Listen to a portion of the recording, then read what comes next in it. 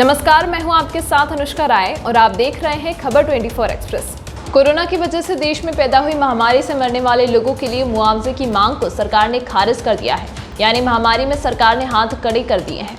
देश में कोरोना संक्रमण से जान गंवाने वाले लोगों के परिवार को 4-4 लाख रुपए अनुग्रह राशि दिए जाने का अनुरोध करने वाली याचिका पर केंद्र सरकार ने सुप्रीम कोर्ट में जवाब दाखिल किया है।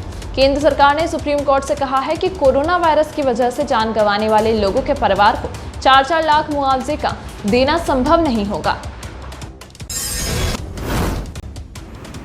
केंद्र ने कहा कि कोविड-19 के पीड़ितों को 4-4 लाख रुपए का मुआवजा नहीं दिया जा सकता है, क्योंकि आपदा प्रबंधन कानून में केवल भूकंप, बाढ़ आदि प्राकृतिक आपदाओं पर ही मुआवजे का प्रावधान है। सरकार ने आगे कहा कि अगर एक बीमारी से होने वाली मौत पर मुआवजा देने की राशि दी जाए और दूसरी पर नहीं, तो यह पूरी तरह से गलत होगा।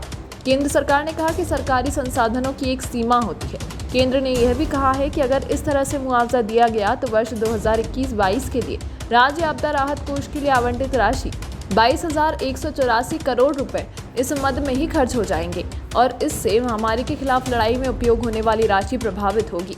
4 लाख रुपए की अनुग्रह राशि राज्य सरकारों की वित्तीय सामर्थ्य से परे है। पहले से ही राज्य सरकारों और केंद्र सरकार के वित्त पर भारी दबाव है।